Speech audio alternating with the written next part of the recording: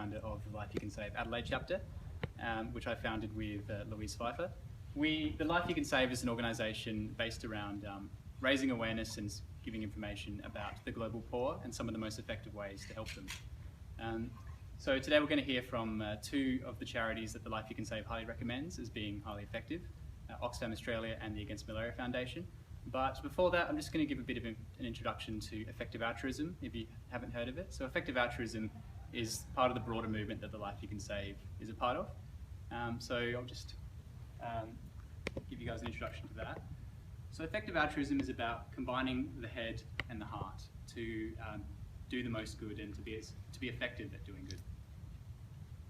So there are three ways to do, a lot of ways to do this, but three of the main causes that people focus on are poverty, reducing animal suffering, and focusing on existential risk. And existential risk are things like asteroid impacts, artificial intelligence concerns, global nuclear war, and global health pandemics. So these are things that are very unlikely to occur, but if they were to occur, the consequences would be so dire, and in fact, might even mean the extinction of the human race.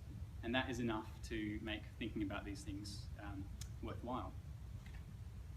And so effective altruism can be summed up pretty well with an analogy posed by Peter Singer. He is an Australian moral philosopher who co-founded effective altruism. And the analogy goes like this. So imagine you're walking through a park and you're wearing fancy clothes today. So your clothes and shoes combined are worth maybe several $1,000s. And you come across this pond, and you've been to this pond before, and you know it's only about waist deep, so you could wade into the pond quite easily at no risk to your own safety. But the pond is very muddy, so to wade in, you'd ruin your clothes, wasting several $1,000s. And so you come to this pond today, and you see a small child drowning in the pond, and he's not tall enough to stand up and keep his head afloat, and he can't swim. So you first you look around maybe and think, where are this kid's parents? But there's no one around, it's just you and this child in the park.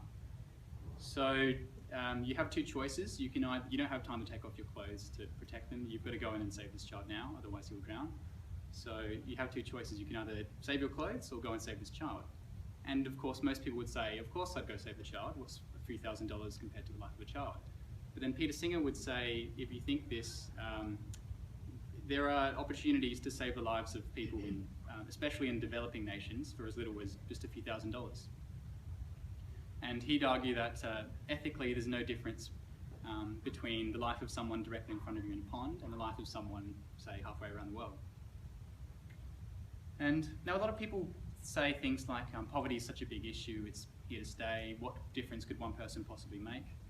But we've actually been making great strides to reducing poverty over the last 50 or more years. And actually we'd only need about another $125 billion per year on top of foreign aid and charity now in order to cut poverty in half. And to put that in perspective, Americans spend about $116 billion per year on alcohol, let alone all the other luxury goods, let alone all the other developed nations in the world. And so to that end, a lot of effective altruists have pledged a percent of their income to effective charities in order to try and make this happen more quickly. And so the other part of effective altruism is, okay, so what are these effective charities that we can supposedly donate and do a lot of good with? And so to tell you about that, I'll tell you the story of an organisation called GiveWell. GiveWell was a meta charity, so they focus on determining the effectiveness of other charities. That's their primary work. So Ellie Hassenfeld and Holden Karnofsky here, they were hedge fund analysts, and they were making a lot of money. And more money than they were able to spend on themselves or wanted to spend on themselves, so they decided they wanted to give some of it away.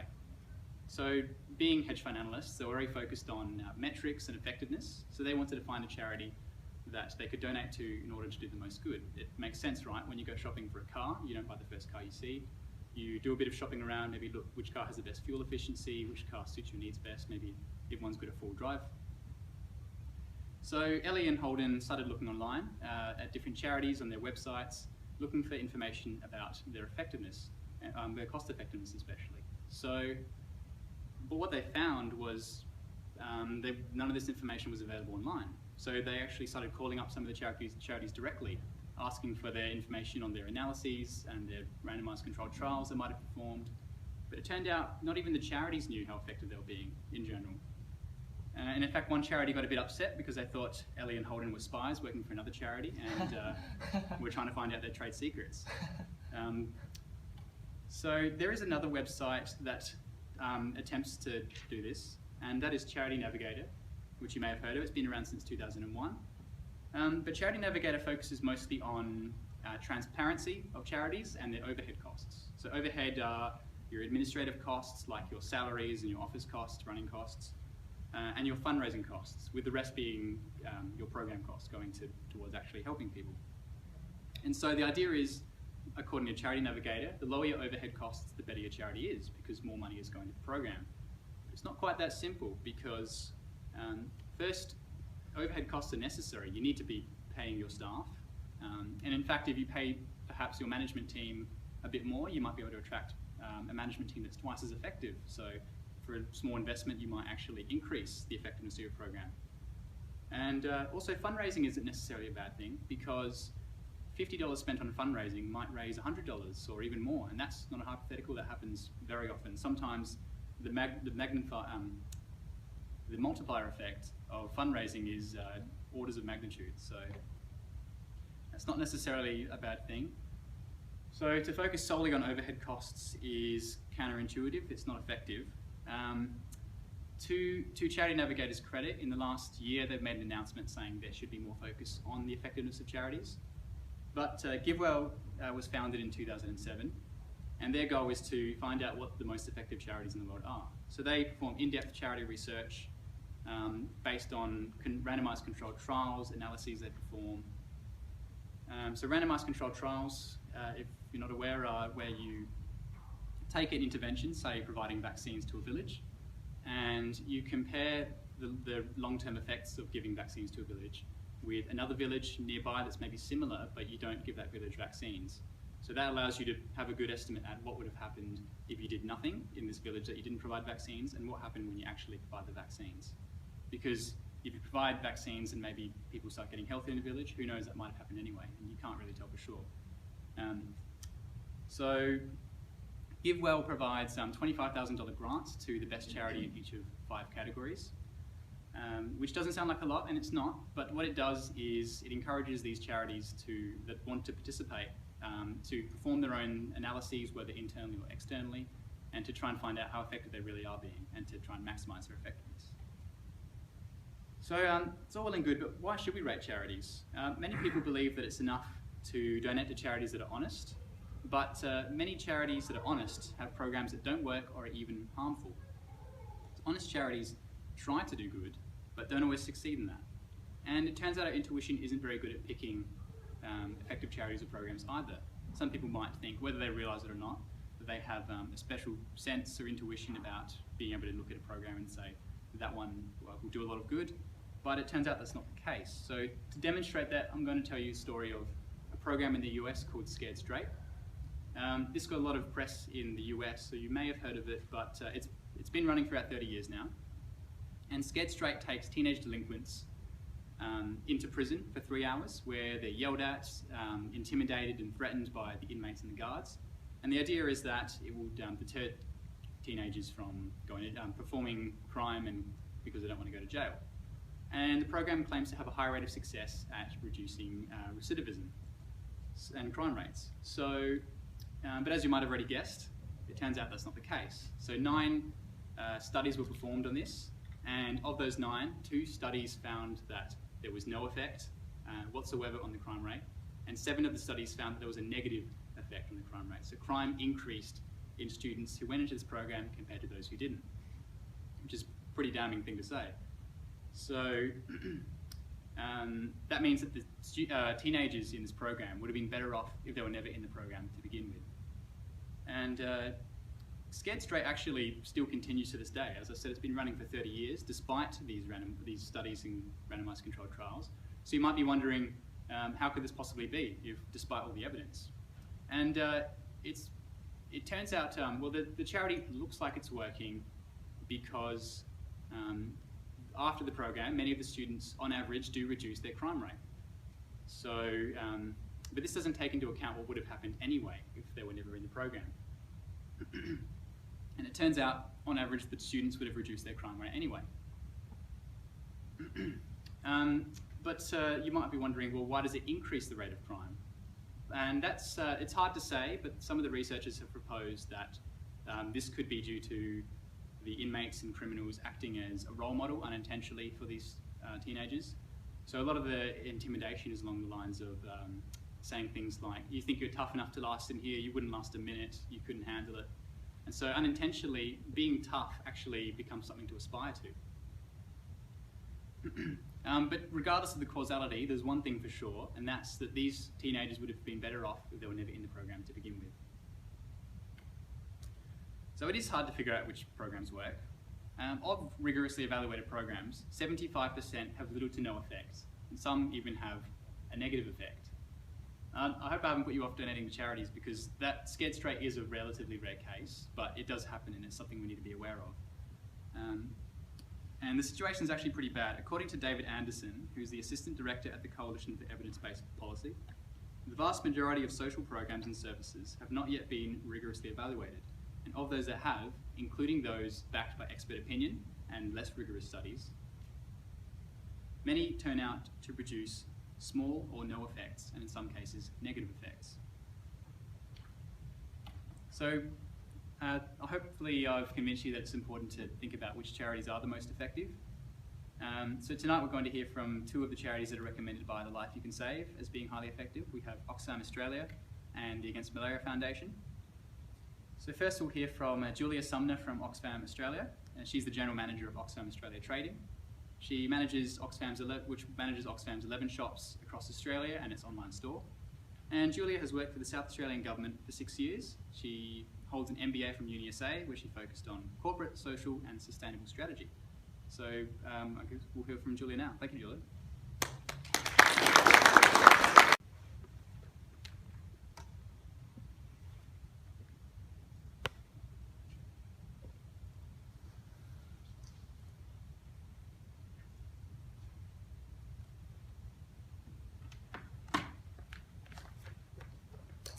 Thanks, Michael, and thanks so much for inviting Oxfam to be a part of tonight's discussion. Firstly, I'd like to acknowledge the Kaurna people, the traditional owners of the land that we're meeting on today, and pay my respects to elders past and present. As Michael pointed out, I'm Julia Sumner and I'm the General Manager of Oxfam Australia Trading. I guess it's important to point out that we're actually a subsidiary company of Oxfam Australia, the charity. So the charity is based in Melbourne and Oxfam Trading is actually based here in Adelaide, and it's one of those things that I'm really proud of as an Adelaidean, is that the subsidiary company of Oxfam Australia was actually founded here in Adelaide and really is the home of fair and ethical trade in Australia. So look, before I get into some of how Oxfam, I guess, how we believe we're effective and what we do, I think I have to talk to you a little bit about who Oxfam is, what we do and what our approach is. Now, some of you may already know this, but I think before I start talking about effectiveness, I do need to give you a little bit of history and background around Oxfam. Most of you may know, but Oxfam is a member of a confederation where there are 17 affiliates around the world. We really consider ourselves to be a global movement for change. And here in Australia, we've been supporting that movement for 60 years. Previously, we were Community Aid Abroad, and we celebrated our 60th anniversary in Australia in 2013. Our work is based on a rights-based approach, where people have the power to claim their basic human rights. We believe they can escape poverty permanently. It's this core belief about human rights-based approach that underpins our programs in more than 90 countries. We work very much with partners and allies and local communities to help them claim their rights to transform their lives. We work in three main ways. The first is through our long-term development and programming work. The second is through campaigning for change and advocating for change. And the third is through our emergency response to humanitarian disasters. I think it's really important for talking about effectiveness to understand that we believe it's critical to cover all three of these issues and to see development in a holistic sense.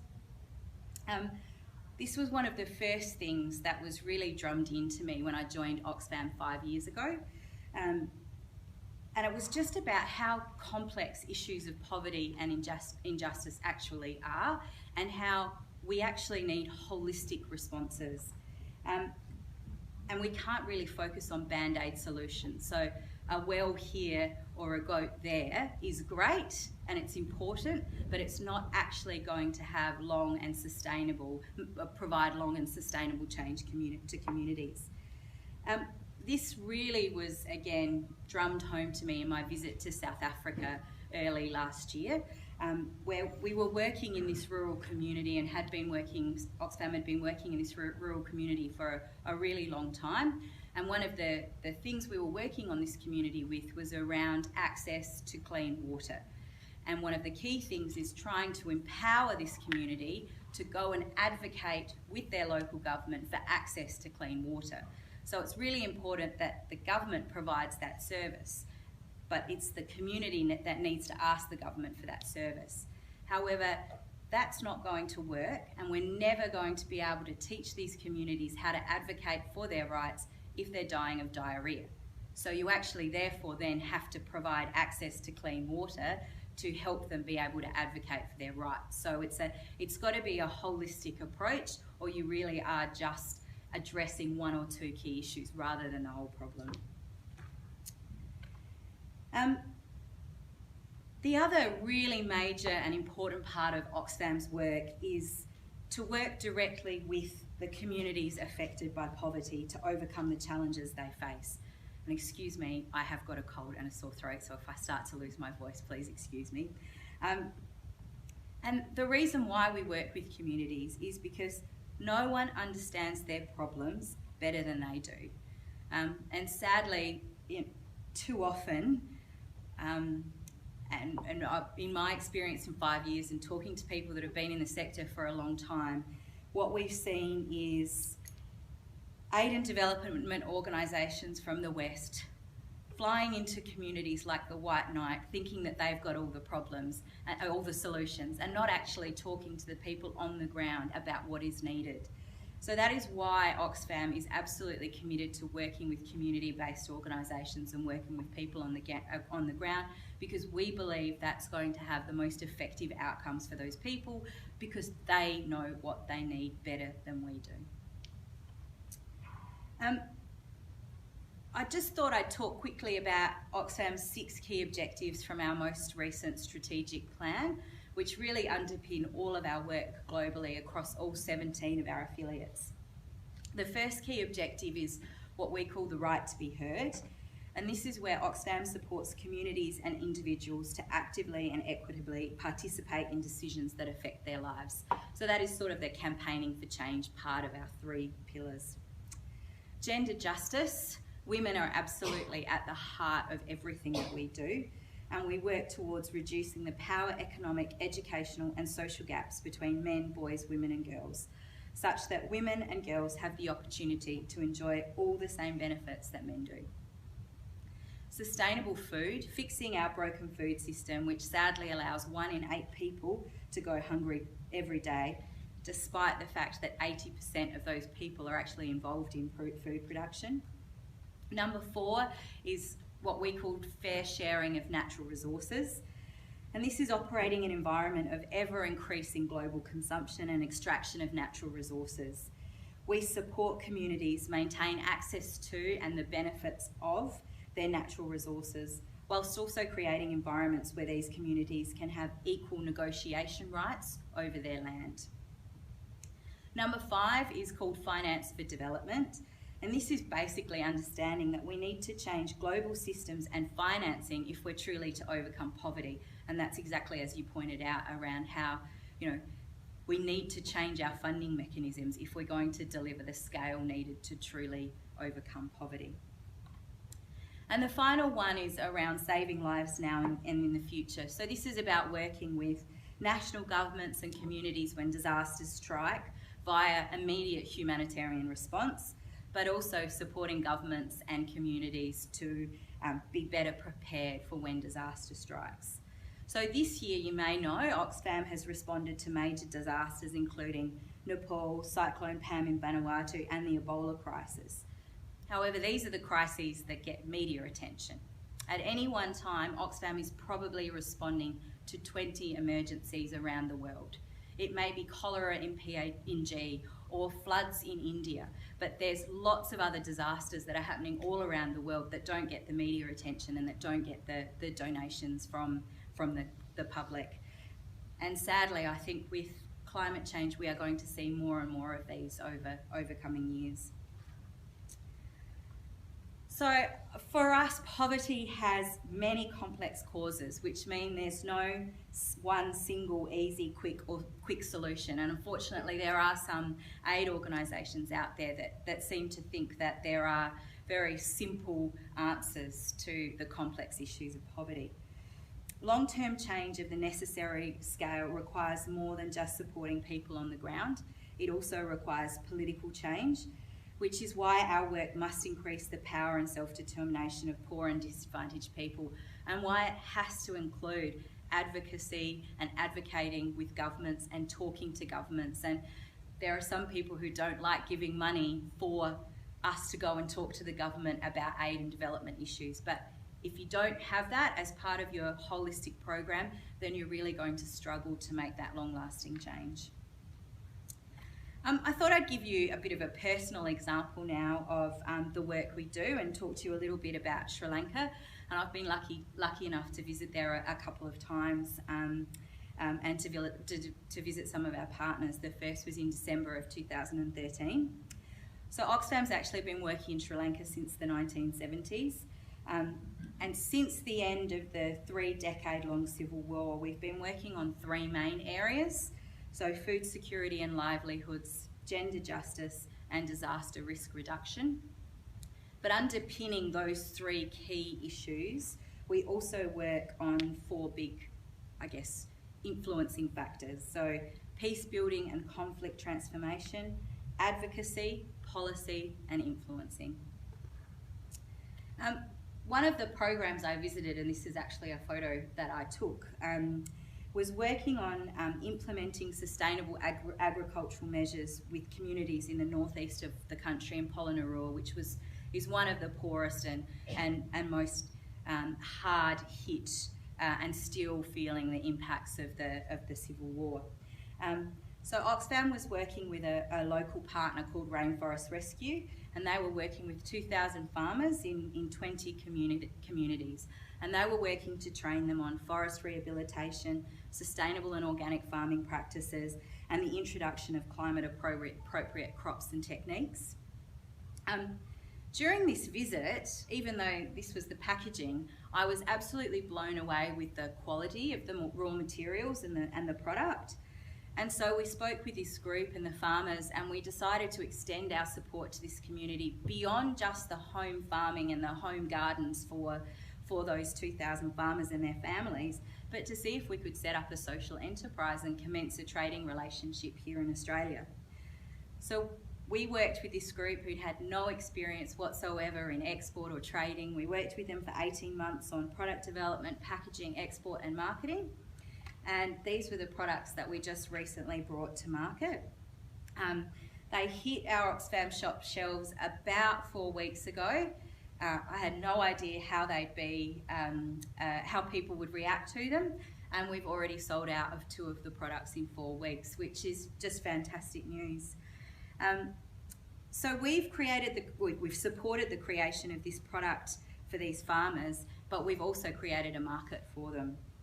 And we're currently in the process of getting further information to articulate the impact of this initiative, because it's really important that we know that we were effective in this initiative and that we've actually had impact with the farmers.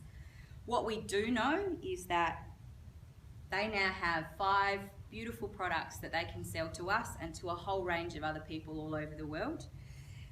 Our order was $10,000 initially, which sounds small, but it did provide income to the farmers. And what was really interesting was that the farmers realised that the price they were getting for their product was about 300% more than they could get on the normal market, because we were paying those fair and ethical trading rates.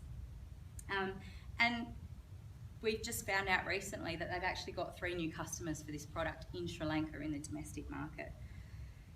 In line with the fact that we are, we try to be effective and really understand our impact, we're now going deeper into the process and trying to understand what the individual financial benefits for each farmer were out of this project, what this has meant for the families and the communities, and then importantly, and this is why I think aid effectiveness and development effectiveness is so important, is to understand what we did well, what we did wrong, and what that group needs to further develop and to keep growing. We're in the process of placing another order with them as well, so we hope to have a really long-term relationship and can learn and grow together. So that's one example, and that was a personal example of mine, but we have been doing a lot of work in Sri Lanka around small-scale enterprises, and this is in our Empowerment of Vulnerable Communities program. More than 80% of the enterprises that we work with in Sri Lanka are female-led, and 60% have shown substantial and consistent income growth. As a result, women-owned asset bases have increased considerably, including ownership of assets such as land, machinery, and especially animals such as cows and goats. And that was a huge issue in Sri Lanka after the civil war. Unfortunately, a lot of the husbands had passed on through the war. The women had no access to their land or to their homes. So through this process, we've been able to support women to gain access to the land. Other significant impacts through this program have included increasing the diversity of the food intake, increasing savings for their family. I remember visiting a number of women's groups who all had savings accounts and who all wanted to show me their savings accounts because that was the foundation for the future for their family. Paying off debts, greater investment in children's education, and of course healthcare. But one of the unintended consequences of increasing women's livelihood and access to income is that sadly some women then become the victims of further domestic and community violence because of their increased power in the community and their increased income. So whilst at the same time that we have to support women to gain access to more income and their land, etc., if we don't do that at the same time as educating and supporting that community to understand gender justice and women's rights, there can be this unintended consequence of more women facing domestic violence. So now how we monitor and monitor our performance, and we do it in a variety of ways. And as soon as I walked in the doors at Oxfam 5 years ago, effectiveness was one of the biggest things that was drummed into us as part of our organisational values. We do this by monitoring and managing our finances, tracking progress against those objectives I spoke to you about earlier, evaluating and assessing all of our programs, seeking feedback from supporters and from partners and from staff and volunteers, and of course adhering to many, many codes of conduct and standards which exist in the international aid sector. We believe that this approach to assessing our performance means that we're accountable to all of our key stakeholders, the people and communities living in poverty and the ones we work with, our donors and supporters, our partners and allies, our staff and volunteers. And we really do take this commitment very seriously.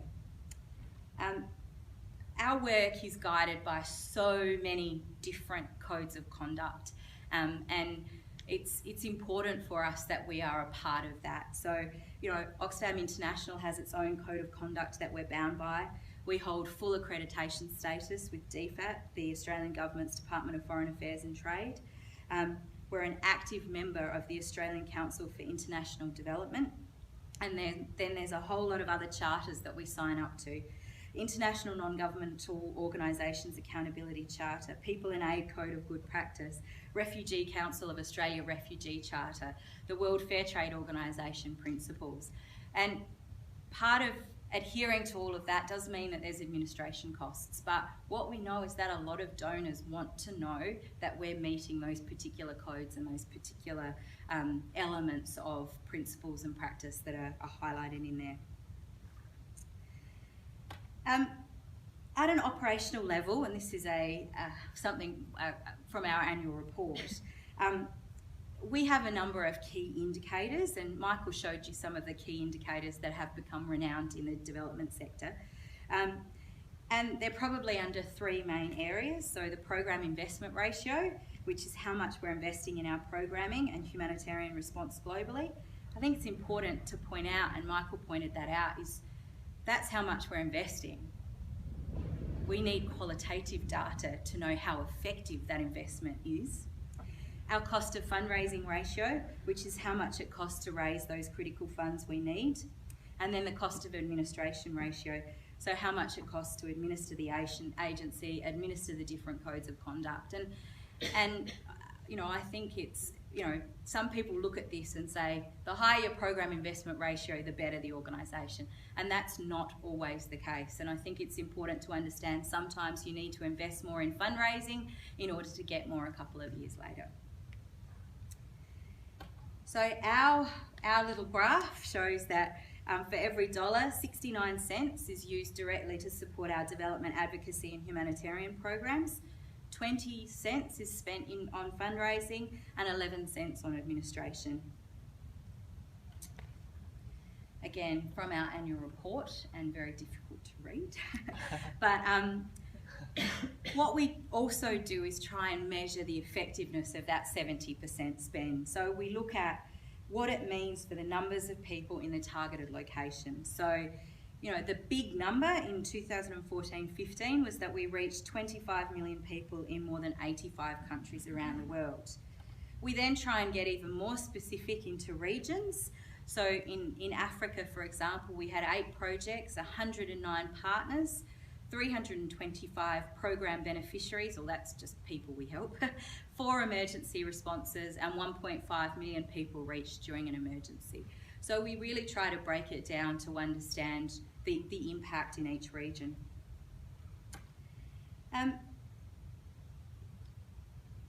As I spoke to you earlier about our strategic plan, those 6 goals that I spoke about, we do a lot of monitoring against those goals. And that's a key way of working out if our programs are actually adhering to those 6 goals. Because it's not going to be great if we have those 6 goals and we're off doing all sorts of other great things, but not actually coming back to those goals that we've set as a global organisation.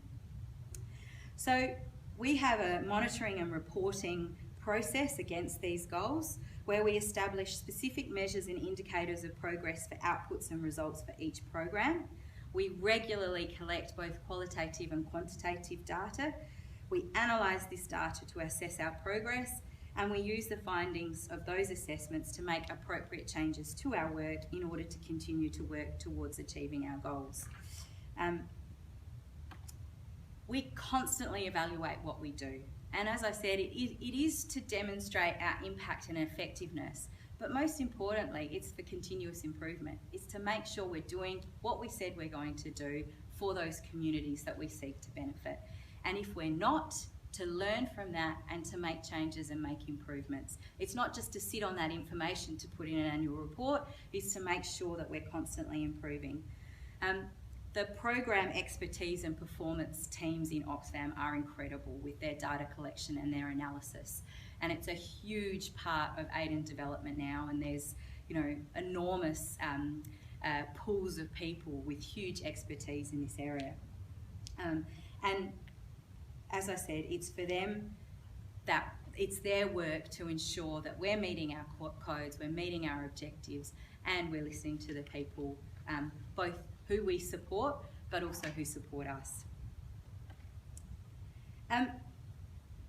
As an organisation, we're absolutely committed to transparency and honesty about our performance, and that means even if something happens that wasn't supposed to happen, or if we make a mistake.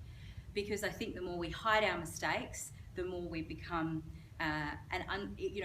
we look like we're dodgy to the public and also to the people that we support. The most important element of our transparency, in my view, is actually empowering the community organisations that we work with on the ground to tell us how we're doing. It's the people we seek to benefit that we want to make sure that we're actually supporting. And quite honestly, to make sure we're doing what we said we're going to do. Just thought I'd give you a quick example of this. Earlier this year, I was lucky enough to go to the World Fair Trade Organisation AGM, and I met with 60 or 70 of Oxfam's trading partners, so our producer partners working in communities all over the world. And a couple of them said, "Come here, I want to talk to you." And they were absolutely brutally honest with me. And they said, "Look, Julia, you closed 8 shops over the last few years. Nobody told us." So we got our orders and they were 1/3 of what they used to be. This impacted our business. Why didn't you tell us? And it's one of those simple things where we had to close those shops for the profitability of our business and for our long-term continuation of a partnership and a relationship with those producers, but we impacted them by not giving them that information and helping them and supporting them through the changes that we were going through here in Australia. And that was a really important piece of feedback and has led to a whole lot of changes in our business around improved communication with our partners, improved meetings and travel schedules to make sure that we really are communicating with them and supporting them with any changes in our business. So that's us, a few stories, and I hope has given you a bit of an understanding about what Oxfam does and how seriously we take effectiveness in the sector.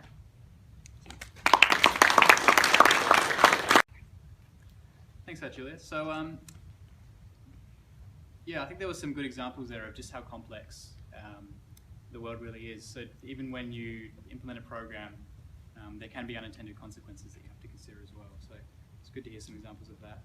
Now we've got Rob Mather joining us by Skype from the UK. I think we're a little early, so we'll just see if he answers.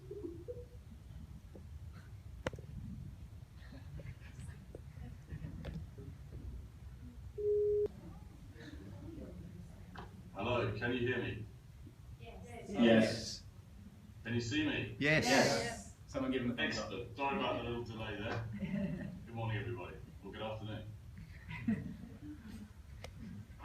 Thanks for joining us, Rob. So I'll just give a quick introduction to yourself and then pass it over to you. So Rob is the CEO and co-founder of the Against Malaria Foundation, and he's joining us today from the UK. Rob started the World Swim Against Malaria by convincing 20 people to each give him 5,000 swimmers.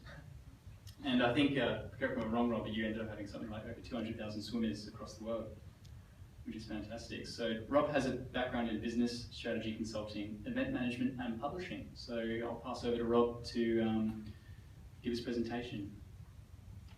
Thank you, Michael. Good afternoon, everybody. Thank you very much for spending some time listening to what we've all got to say. I thought what I'm going to do is go through quite quickly a whistle-stop tour of what we do at AMF and how we do it. So forgive me if I go relatively speedily, given the time we have available. Michael, are you happy to just sort of transition slides at the obvious points? Yeah, just let me know when. Can you hear me? Yeah. You can, okay.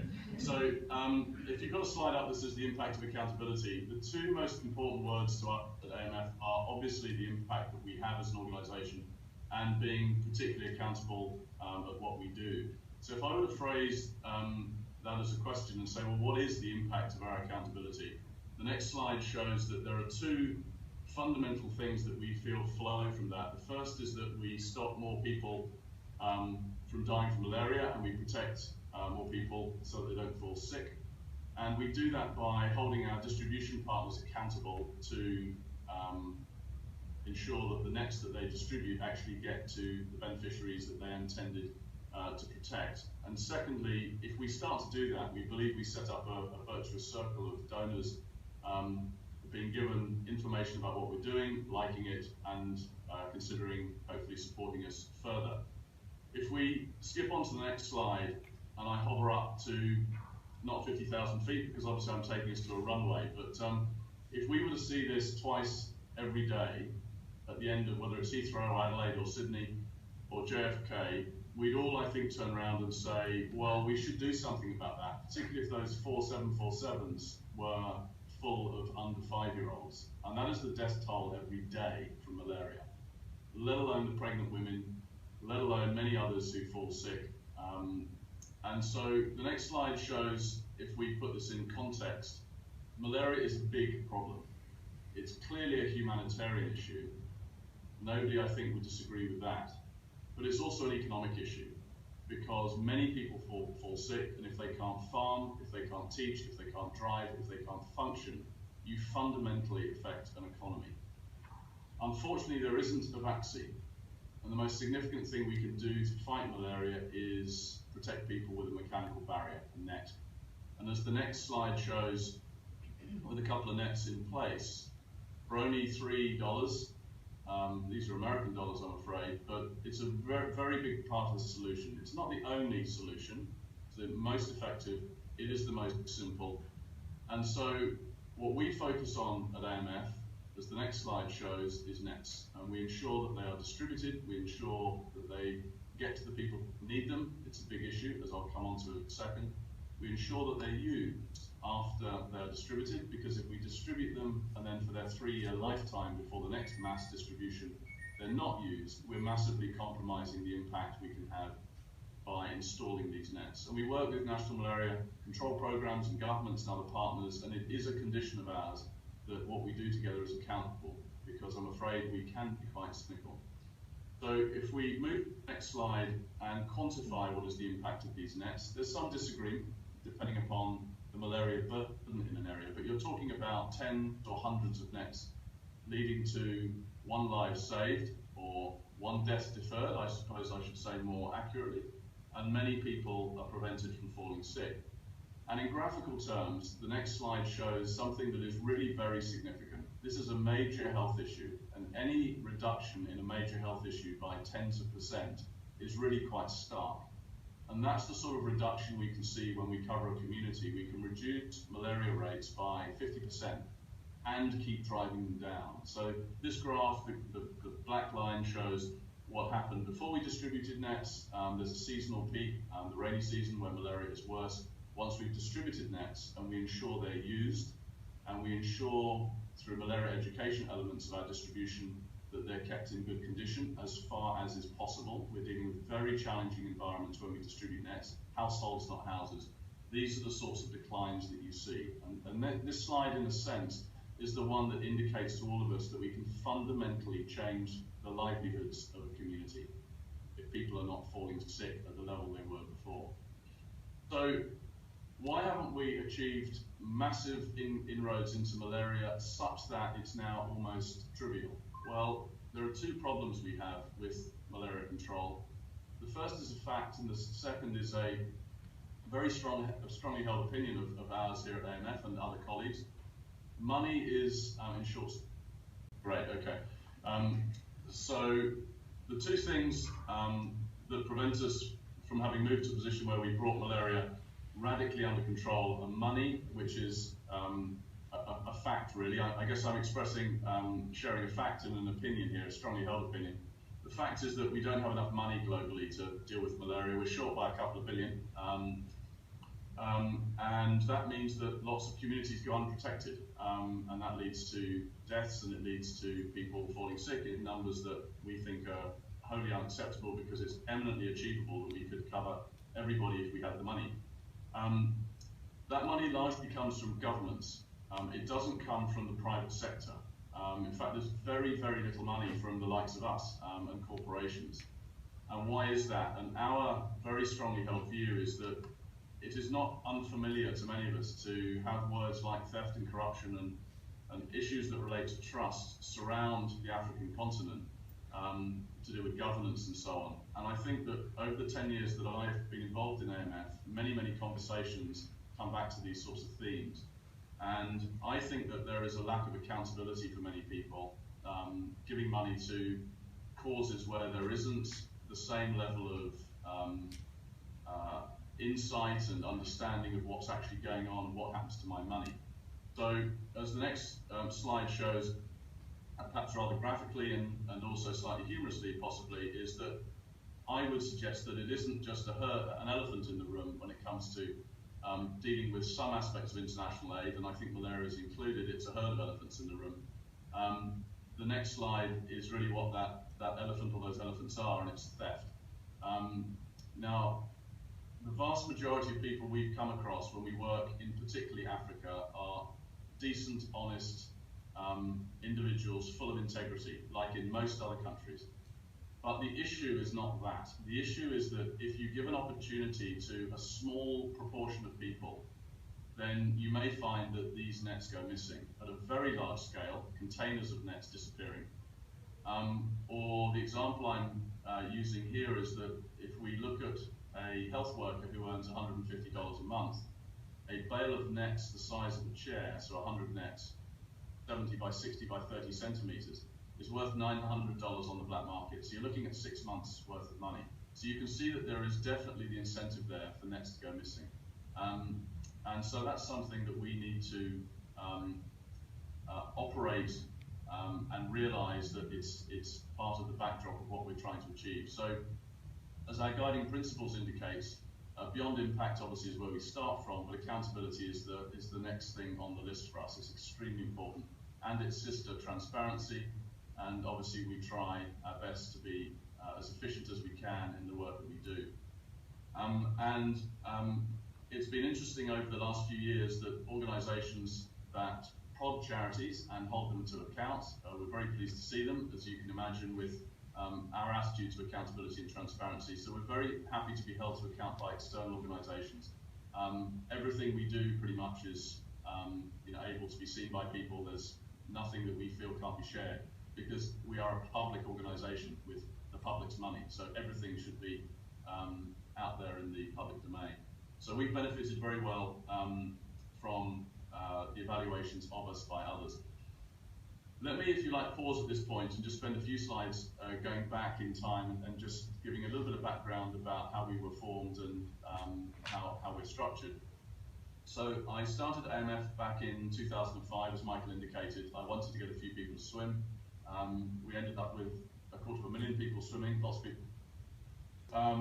We had 250,000 people swimming in the end as in World Swim Against Malaria. And as the next slide shows, we had all sorts of people involved. We had the very mad English people swimming in a lake in London in December, and more nutty people swimming in the English Channel, which is the bottom left-hand picture, and the very sensible Australians swimming in markedly warmer water. So you get the point of being sensible.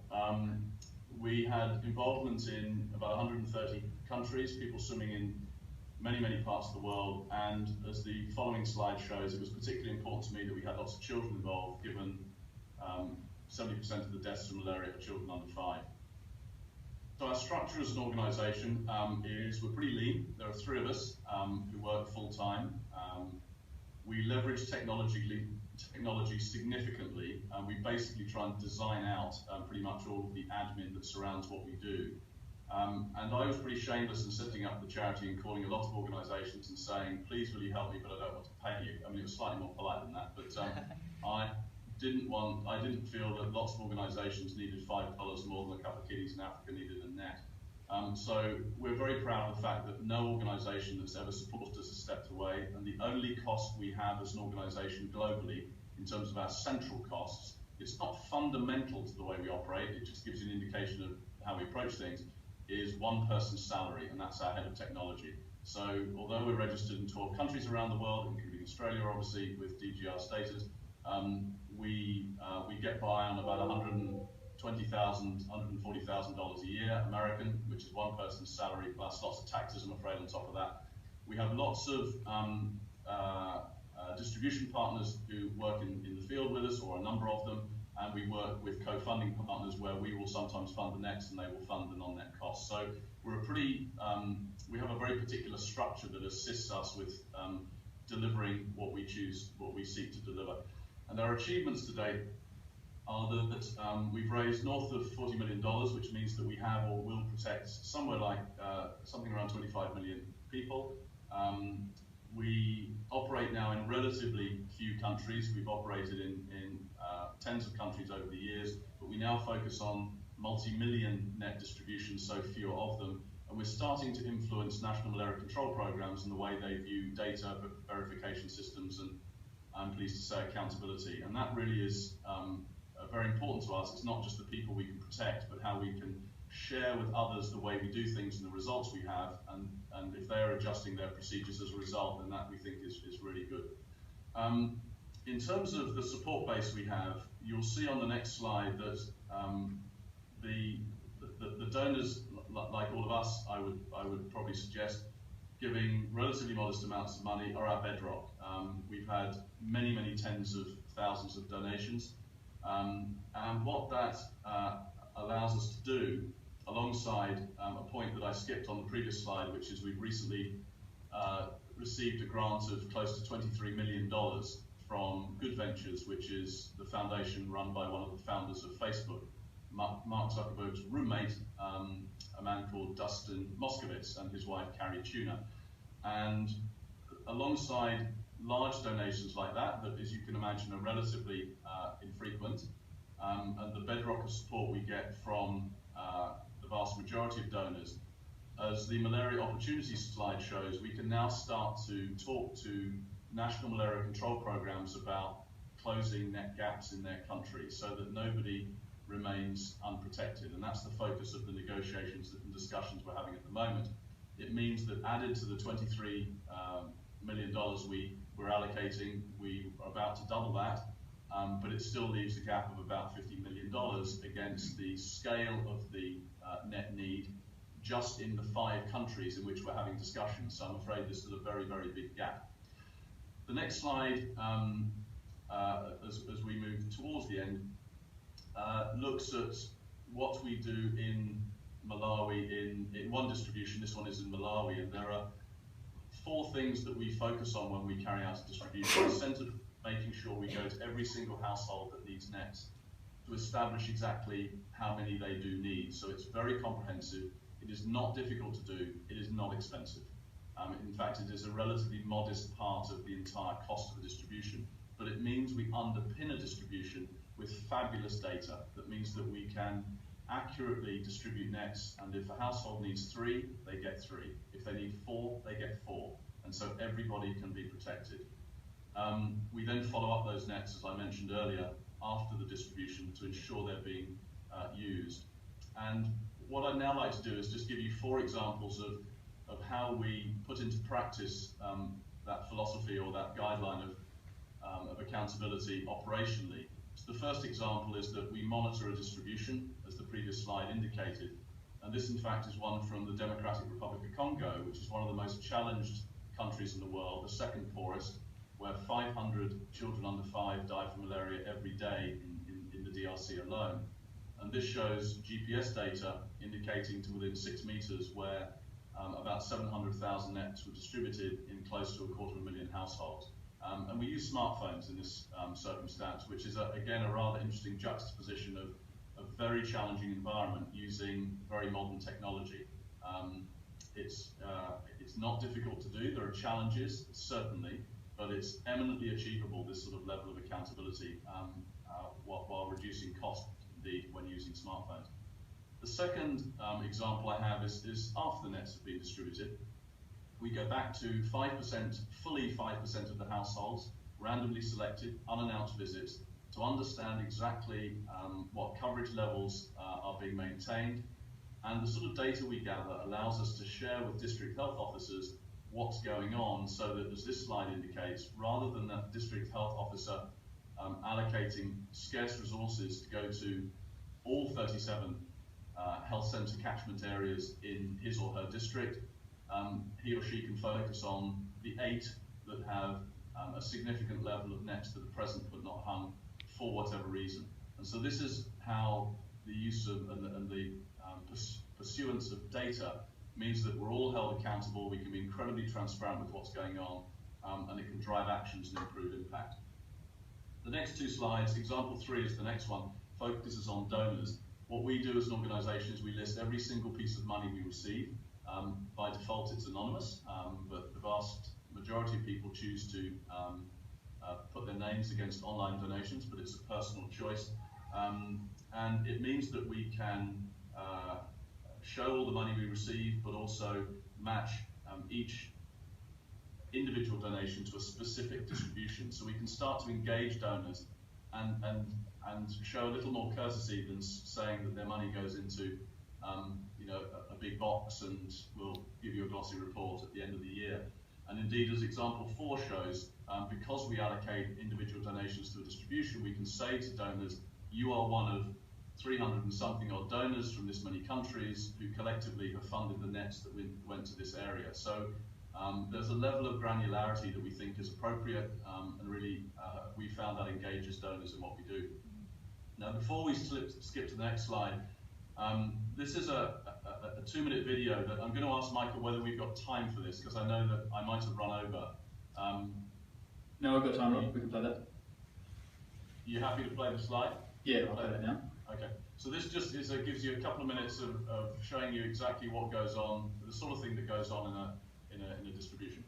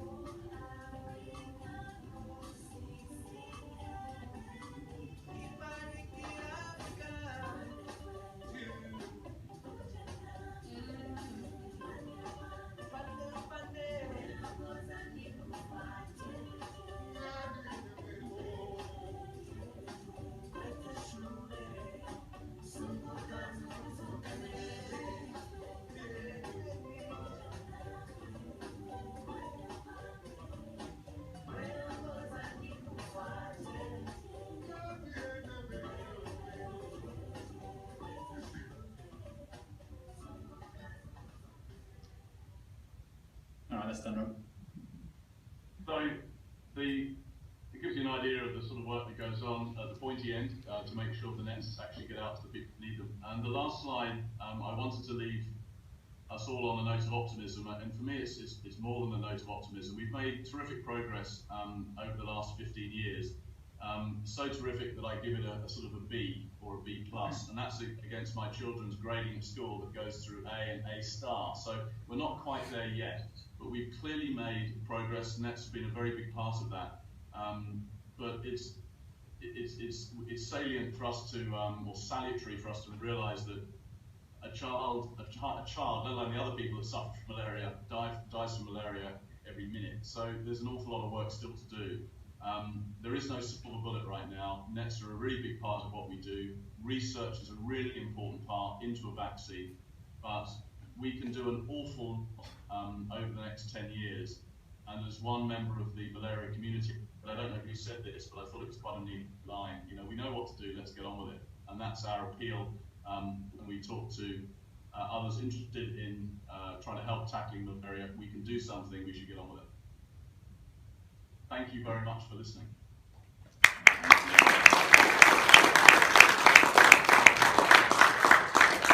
Thanks very much, Rob, and thanks for You'll put the video back on again. Sorry? Could you say that again, Rob? Would you like me to put the video back on again? Oh, yeah, if you like. So what we'll do now is we've got time for a bit of a question and answer session. So Julie, if I could just get you to come back to the front, please. Have you got video on at your end, or is it just me? No, we've got it. I can turn it back on. I'm just wary of it's cutting out again. But I guess we'll do that to start with and see how we go. Yeah. Rob, would you mind just running a microphone? Sorry, it's Rob. Running a microphone. I'll give you that one. So what we'll do, if anyone has any questions, just stick your hand up and we'll get around to you. If you prefer, you can... Tell you what, Michael, let's go back to just without the video, because I think that's affecting the signal.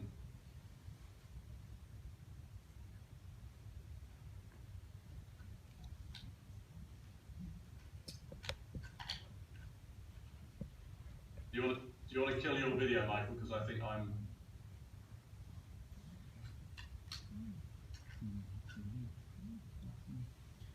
And am I on video or not? Sorry. Let's see if you can get that one. Rob, can you hear me? We've got you off and our video's off as well. Okay, so just to kick us off before we get that other microphone working, question for both of you. You might be aware that Mark Zuckerberg and his wife Priscilla Chan have recently announced they'll be giving 99% of their Facebook shares, currently worth about $45 billion, to charitable causes. And this is just part of a growing trend of ultra-high net worth individuals pledging most of their wealth to charity. So the question is, how can we encourage these individuals to give their wealth effectively? And Julia, I'll pass it over to you first. Okay. Thanks, Rob, for your speech as well. That was fantastic. I'm Julia from Oxfam, just in case, because you didn't join us to start off with. Lots of answers to this. I suppose one of them is, if we want organisations to be effective, I think as donors we need to be prepared for some organisations to take risks. Oh. Rob, are you there? I'll just get you to go. Well, I'll keep talking anyway. I think we need to be prepared for organisations to take risks and be prepared for organisations to make a few mistakes as well. I think there's such a feeling out there that the only way to deliver effective aid is by, I hear this from a lot of friends, is it's just got to be 10 wells or 10 nets or whatever, whereas actually we've got to be able to do things a bit differently and take some risks and make some mistakes, and the most effective organisations I think learn from those mistakes and can change and adapt, and the world is changing very, very rapidly, and if we're not prepared to move with it and take some risks as organisations, we're going to struggle. Thanks for that, Julia. Rob, did you catch the question there by any chance? No, I didn't, I'm afraid. I've just joined you just after it was asked, I think. No worries. So the question was, you might be aware Mark Zuckerberg and his wife Priscilla Chan are giving $45 billion to charity. So the question is, how can we make sure that these ultra high net worth individuals who are starting to do this more and more, how can we make sure they give their wealth effectively? Well, I think the one thing I would say is that we can't ensure it. I think we can encourage it. And I think the dynamic that has been introduced to giving over the last 4 or 5 years, I think in significant part due to the effective altruism movement, is exactly moving in this direction of looking very strongly at impact and perhaps presenting to people who typically give close to home that there might be more that can be achieved if we give further away from home. I think Mark Zuckerberg is clearly, and Priscilla Chan, his wife, they're clearly very smart people. So I think the sort of information that surrounds them, not just through the EA movement, but I think through their advisors and others, I am particularly hopeful that he will choose to spend a significant proportion of his wealth in areas that will have significant impact as far as we would all probably judge them to be. So in the developing world, I'm sure he'll have a focus on technology to a degree. That would only be natural. But I think his comments about children and his focus on children bode well, particularly because many of the issues in the developing world surround children.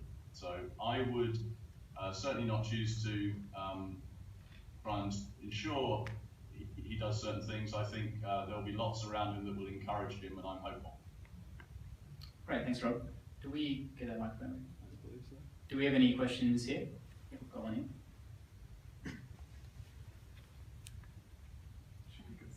Hi, my name's Sharon. I'm part of a small breed dog rescue.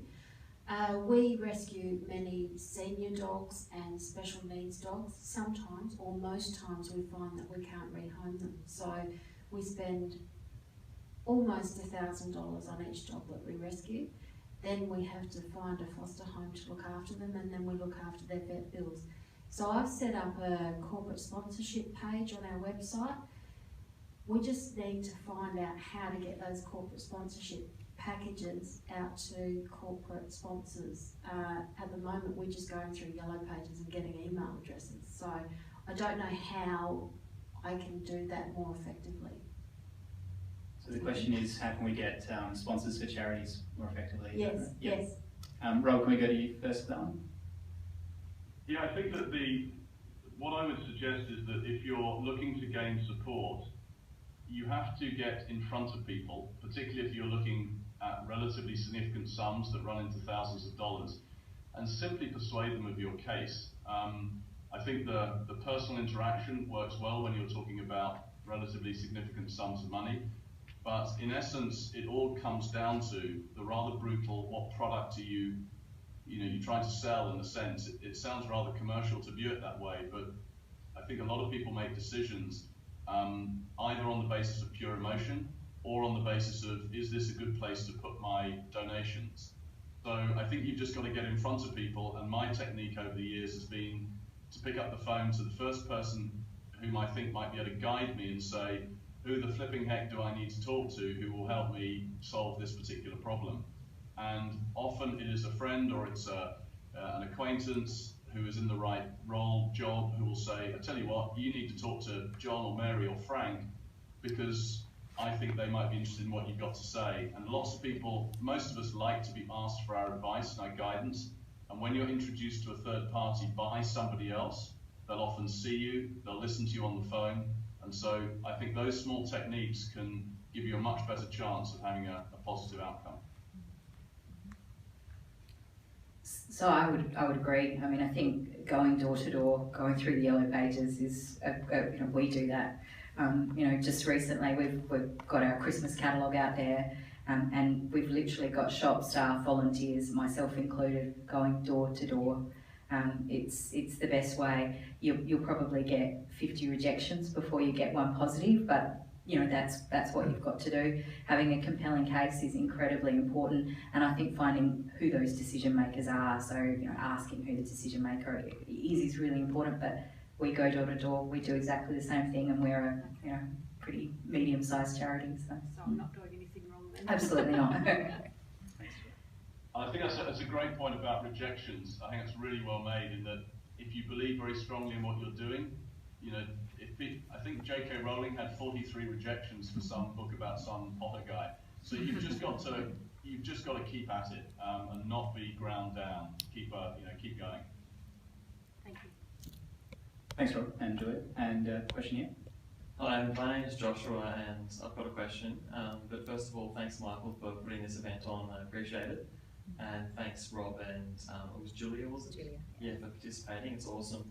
So, in regards to my question, just to provide the context, so the Academy of Nutrition and Dietetics is the world's largest organisation of food and nutrition professionals.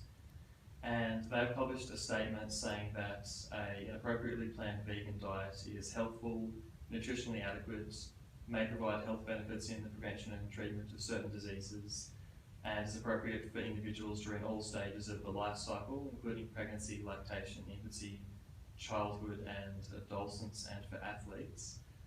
And yeah, so my question was, it seems to me that adopting a plant-based diet or vegan diet is one of the most effective ways and one of the easiest ways that we, as individuals can reduce unnecessary suffering, the needless suffering of sentient beings, and reduce unnecessary damage to the environment. And I was just wondering, as humanitarians, if either you, Rob, or you, Julia, have considered this diet. Could you the last 10 seconds again, because I just lost you there? I heard most of it until you got to sentient beings, and then I lost the next bit. So I think the question was, have you considered a vegan diet? But I guess we'll expand that question a little to, have you considered implementing something like that around maybe not just humanitarian efforts, but also around animal suffering and more nutrition and health-based activities. So we'll start with Julie here, that's right. No, I haven't considered it. I can see the benefits of it personally. It's not something I'm going to do, but I think every little bit helps, and I think it's incredibly important that we, all of us play a role. But I guess that's, I don't know what else to say. Oxfam, certainly, our organisation doesn't advocate particular, you know, we all have personal decisions to make, so we don't advocate for a vegan diet for, you know, as part of our advocacy. You know, certainly we've got a range of other measures that we talk about, but, you know, I think it's certainly part of the personal decision-making process for each individual as to how we can contribute. And Rob? Yeah, I think I'd echo that. I mean, it's not part of our focus at AMF, and I think one of the important aspects of running organisations that are looking to achieve particular things is to remain pretty focused. But I think it's a...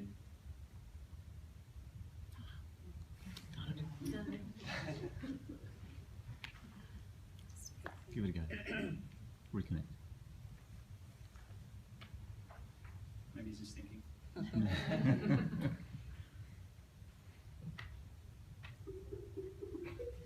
All right, what I'll do is just go to the next question. Actually, I'll give him a minute to come back.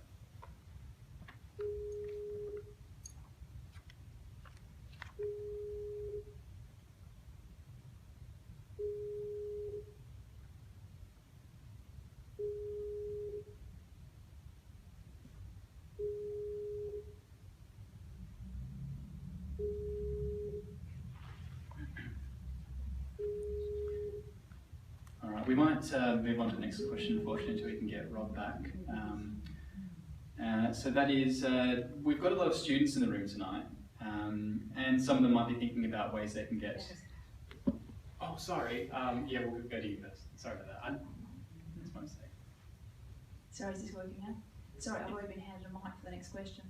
My name's Kathy. I'm interested for both Julia and for Rob and for the Effective Altruism group as well, is a lot of NGOs work specifically, you know, well, individually, and I'm interested in the learning between organisations. It's not just between organisations within country, I suppose it's also learning from the countries themselves and the local NGOs.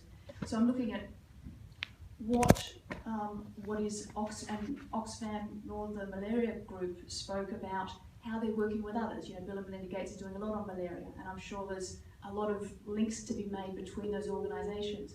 And I didn't see that in the goals, I didn't see that in the effect. Well, we're interested in, does effective altruism actually list that somewhere to try and encourage that to occur, or do they measure those kind of things? And interested from Oxfam and from Malaria what they're doing for learning from other organisations and, yeah.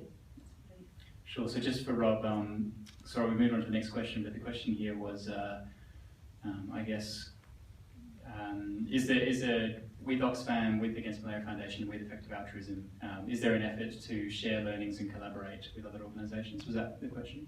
Not as much. Sharing is easy. Sharing, you can just put it out there. It's actually using that knowledge from other organisations to improve what they're doing. So, and also using that knowledge from other organisations to improve what you're doing. So Rob, would you like to take that first? Yeah, and I think there are two sides to that. One is trying to disseminate what we do to the extent that others might learn from that or adopt some of our practices and vice versa. So we're always on the lookout for things that people do and how that might influence us doing things differently. So for example, when we deal with post-distribution checkups, we have spoken to many organisations in the field and spoken about some of the practical issues of they do things in this way rather than that way. So there is a lot of let's not reinvent the wheel. Let's make sure that we're doing, you know, we're following as close to best practice as we can. So there's a lot of learning that comes into our organisation from us liaising with others. And we hope in the other direction. I mentioned the National Malaria Control Program in Malawi in passing, adopting now countrywide some of our ways of doing things. And I think it is a start just to share information publicly. I think that's something that it's a shame that there aren't more organisations that put, and I'm not saying we're perfect, but that people don't put more of their information on the web, deep information that allows you to look at budgets, that allows you to look at how they tackle particular problems, because sharing is the first part of that. If it's not there on the internet in particular, it's a very easy place to go, then you can't get hold of information. But talking to others, again, coming back to the lady's question earlier with regard to rescue dogs, talking to people is so important, because it's through building those relationships, conversations lead to learning. Yeah, thanks for that, Rob. And you might have missed this, I think you weren't listening during my talk at the start, but there's a kind of a long-running attitude amongst a lot of non-profit organisations where they don't like to share their learnings. So when Ellie Hassenfeld and Holden Karnofsky went to different charities to find out information about their effectiveness, one of the charities was worried that Ellie and Holden were just trying to find out trade secrets from them. So it is something that I guess as an effective altruism movement, we are working towards that. EA is it's a kind of a loose organisation in a way. There's a lot of sub-organisations under that. So the Life You Can Save focuses mostly on advocacy around poverty, but an organisation called Charity Science, which is based in Canada under effective altruism, and they are focused on different ways of fundraising and trying to find out the most effective ways of fundraising specifically, and they work with a number of different organisations to do that, and they produce, put a lot of their learnings in the form of reports online. So that's Charity Science, if you want to check that out. They've got most of their reports online, and you can contact them if you want more details on that. There are a lot of different organisations that have specific focuses in effective altruism. So I guess another one, well, there's GiveWell obviously, so they put out a range of information about the effectiveness of charities on their website. And Giving What We Can is they put out research about, I guess, movement building in general and some of the better and more effective ways to do that. So those are probably good places to start, at least from the effective altruism point of view. Julia? I think I said in my talk that we certainly work with lots of community-based local NGOs in country, and that's very much part of what we do. At the, I guess, more at the Australian level, there is the Australian Council for International Development, which has, a lot of the big international NGOs, and I know that my boss Helen Zoki speaks regularly with the CEOs of World Vision and CARE and Red Cross, and that we learn from each other and we work together. Yes, there's some healthy competition, but for example, Oxfam's very well known globally for our WASH work, so our water and sanitation and hygiene work.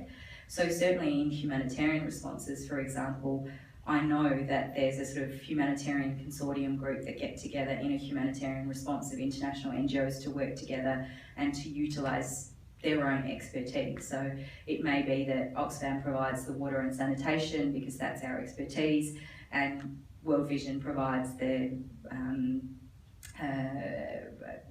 temporary housing solutions. So I think there is competition, but I do see a lot of sharing and learning between the different organisations and collaboration, and I think certainly in a humanitarian response there's no point in arguing. You've got to work together. That's the only way that you're going to be able to deliver effectively. So I certainly do see sharing and learning amongst those groups.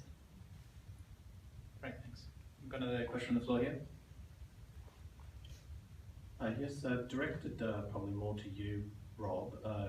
In terms of the bicycle volunteers, I'm assuming they're volunteers because you've mentioned that you've only got one salary that you're covering. How do you go about effectively recruiting and managing those volunteers, obviously over a very wide location, very wide spectrum, and probably a similar question as well for you, Julia, because I know that Oxfam have a number of volunteers. I imagine that there are very specific processes at play to manage these effectively. Yeah, just to clarify, when I talk about one salary, that's our central costs to run the organisation. If I then look at a distribution, we fund the nets, and we have a distribution partner in country that has a logistics operation in country, and they carry out the distribution itself, and that is funded. Now, sometimes we fund that as well. On other occasions, the distribution partner will fund that. So the individuals you saw on bikes are community health workers or community health volunteers, and all of them would be paid per diem. So they would be paid, you know, a number of dollars a day, depending on what's appropriate for the local circumstances, to carry out that work. So they're not volunteers in that sense, they're part of the workforce. But that's not something that we would consider an overhead cost, that's a project cost. We do have lots of volunteers that work with us, however. So I'll give you one example. When I wanted to translate the website into 10 languages, because I felt it was appropriate to offer to French-speaking and Spanish-speaking and many other individuals who speak other languages to view our website in their language. So I sent out a note to 48 professional German translators, just to take the German example, asking if 4 people would be prepared to translate 2,500 words. We had a professional translating company that had offered pro bono to receive those 4 blocks of translation, make sure they're consistent, and that would get the job done. And within 24 hours, I had 44 responses. So I could have translated the website over for free 11 times over. So it's very specific requests we often go out with, seeking people who have the time, have the expertise, and we do that across a variety of areas. And it's a good question in that managing volunteers has to be done very carefully, so that the contribution the volunteers make is worthwhile, is important for them, important for the charity, and doesn't take up excessive management time, because if you don't manage it well, it can do that. Good question about volunteers. On Saturday it was International Volunteers Day, and we celebrated that across our network. We have 250 volunteers in our shops. We've got 50 in our warehouse and at least 20 in our office. In fact, we've got a couple of amazing Oxfam volunteers I can see, or previous volunteers in the room today. We couldn't do what we do without our volunteers. The way we approach it is that our volunteers are similar to employees. So our volunteers have to go through a recruitment process. We have a position description. So as Rob says, you can be quite specific on what you ask your volunteers to do. You've got to give them the support, and hopefully we do that, and also make sure we get the feedback. If we're going to run an effective volunteer program, you have to make sure you're getting the feedback from the volunteers back into the organisation. But look, we couldn't do what we do without them. There's no doubt about it. Thanks, Julia. We've got time for one more question, I think. So is there one more? There's one just in front here.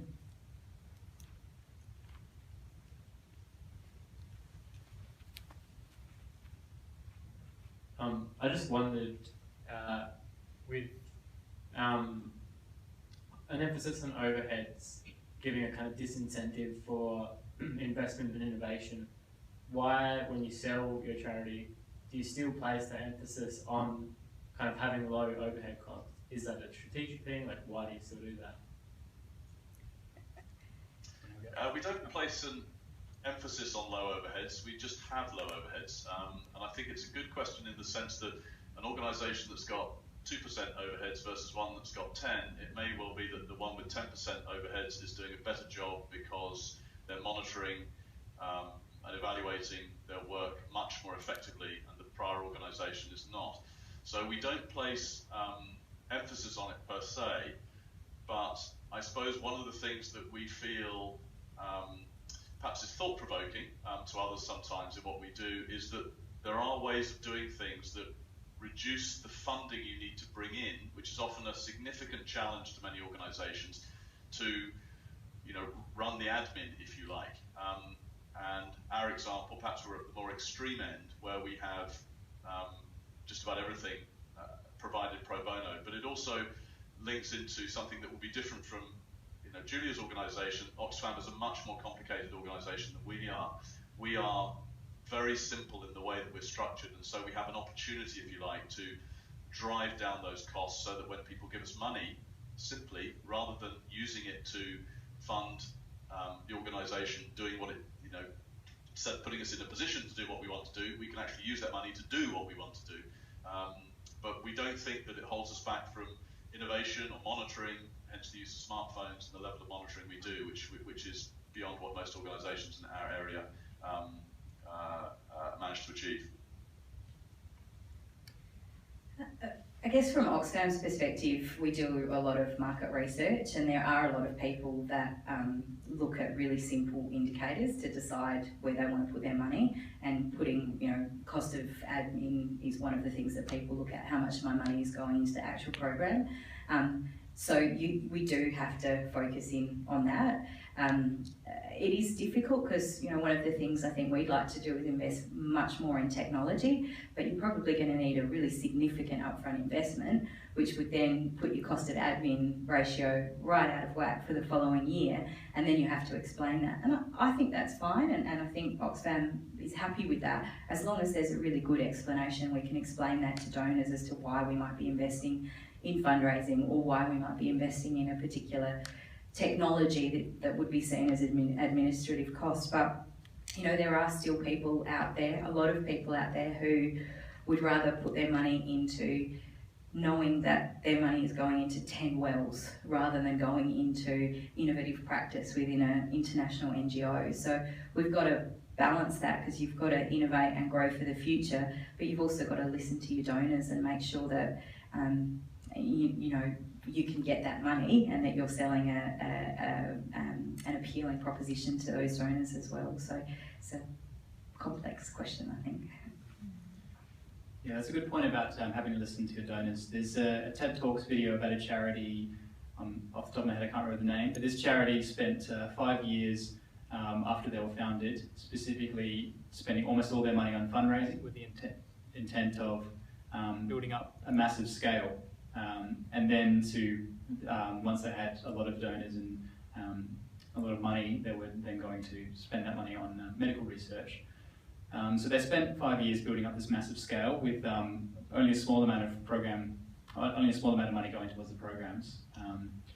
But they were very open and transparent about how they were building this scale to donate all this money in the end. And unfortunately, after about 4 or 5 years, a lot of their partners, because of they were getting negative press in the media about their low program spending, so a lot of their partners left, and unfortunately, that charity fell apart. So it's all well and good to say we shouldn't be focusing so much on overhead, but the fact of the matter is, a lot of the donors do want to see low overhead, so it is something you have to take into account. So that's all we've got time for. Can we please thank again Julia and Rob for taking the time.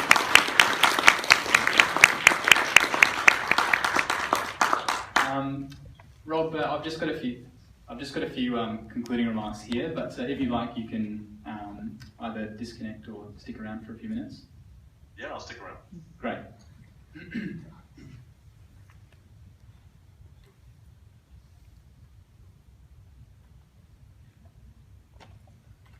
Okay, so next year the Life You Can Save Adelaide chapter will be running Adelaide's first Run for Effective Altruism.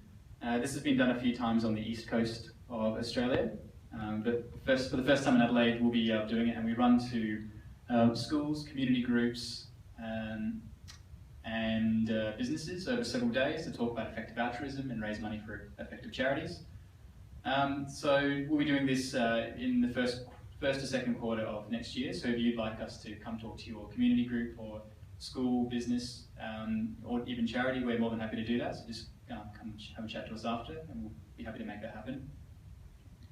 If you're interested in being involved in effective altruism, you can come to the Life You Can Save meetings and events. We catch up for lunch every couple of weeks to talk about effective altruism and charities and plan events. You can join our Facebook group or follow us on Twitter, or check out our website. And I'd also recommend looking at the list of effective charities on the lifeyoucansave.org or on GiveWell. And next time you ask for a donation, consider asking about the effectiveness of the charity, or if you're with a charity, think about how your own charity could be more effective and what kind of things you could do to become more effective. I'd highly recommend reading an effective altruism book, like Doing Good Better by William McCaskill, one of the co-founders of Effective Altruism.